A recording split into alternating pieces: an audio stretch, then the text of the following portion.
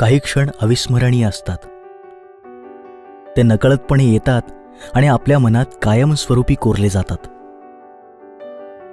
खरं तर तेव्हा विशेष काहीच घडलेलं नसतं, पण ती वेळ, आपल्या मनाची तेव्हाची अवस्था आणि घडलेली घटना यांचं अजब रसायन त्या क्षणाला आपल्यासाठी जादुई रूप देतं. तो क्षण पुढच्या आयुष्यात आपण कधीच विसरत नाही आणि जेव्हा आपण तो आठवतो तेव्हा त्यावेळची घटना अगदी हळुवारपणे डोळ्यांसमोर साकारते आणि आपण स्वतःशीच हसतो. माझ्या बाबतीत काहीसं असंच झालं. आज मी तब्बल 29 वर्षांनी त्या शहरात आलो होतो. मला खरं तर पूर्वीचा तो दिवस म्हणजे अगदी तारीख, वार आणि तेव्हाची वेळ पूर्ण लक्षात आहे. पण असो, पुन्हा मला त्याच कंपनीत कामासाठी यावं लागेल असं कधीच वाटलं नव्हतं. पण आज तो दिवस आला. मी पुन्हा एकदा त्या शहरात पोचलो आणि माझी कार त्या कंपनीकडे धावू लागली. तो रस्ता मला चांगलाच आठवत होता. वाटेत मी रस्त्याच्या कडेला एका ठिकाणी कार थांबवली. मी खाली उतरलो आणि तिथल्या दिव्याच्या खांबापाशी जाऊन थांबलो.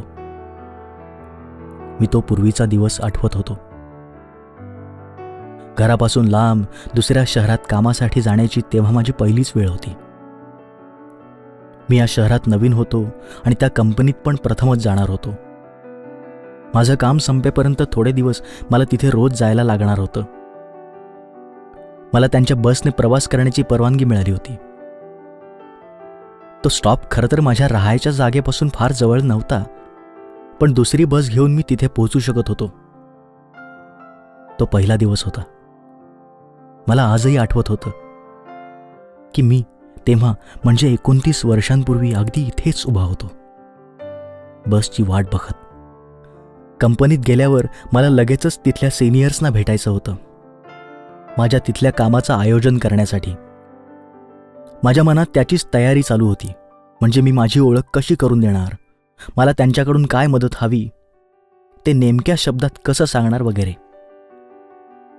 बस स्टॉपवर हळूहळू कंपनीचे लोक यायला सुरुवात झाली. बस आल्यावर मला त्यांच्या पुढे जाऊन जागा पकडण्याची अजिबात इच्छा नव्हती. त्यामुळे मी जरा बाजूलाच थांबलो होतो. एव्हाना 10-12 जण जमा झाले.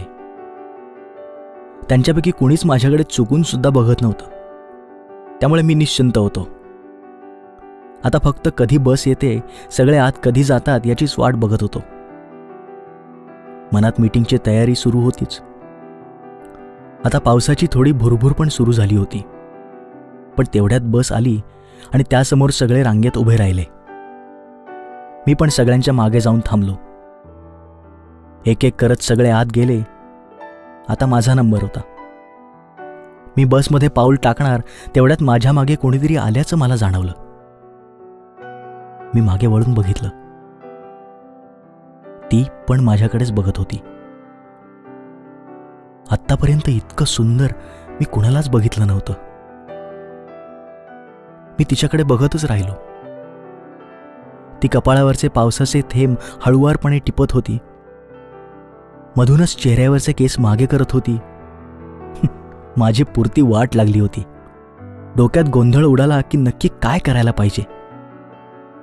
तिला पुढे जाऊ द्यायचं की तिच्याकडे बघत उभं राहायचं, की नंतर सिनियर्सशी संभाषण कसं सुरू करणार आहोत ते ठरवायचं, की बस सोडायची. 8-10 सेकंद तरी मी त्याच अवस्थेत काढले असावेत. मी स्वतः पण जागेवरून हललो नव्हतो आणि तिलाही जाऊ दिलं नव्हतं. एव्हाना आत बसलेले लोक हा कोण बावळट आहे या भावनेने माझ्याकडे बघू लागले असावे कदाचित. पण मला पर्वा नव्हती. मी थोडा भानावर आलो. आता मी तिला पुढे जायला जागा करून देणार तेवढ्यात ती माझ्याकडे बघून थोडंसं हसली आणि हाय असं म्हणाली. या क्षणाला माझी विकेट पडली होती. पण मी तसाच कडमडत पुढे सरकलो. आत एकच बाग रिकामा होता. मी खिडकीकडे सरकून बसलो आणि ती माझ्या शेजारी येऊन बसली. मला त्यापुढचं एवढंच आठवतंय की मी कंपनीत पोचलो. रिसेप्शनवर चौकशी करून मला जिथे जायचं होतं तिथे मी गेलो, पण मला काहीच समजत नव्हतं. आपण इथे कशासाठी आलो आहोत इथपासून तयारी होती. अशा वेळी मी नेहमीच कडक कॉफी पितो. अगदी तेच मी केलं आणि भानावर आलो आणि पुढचा सगळा दिवस सुरळीत पार पडला.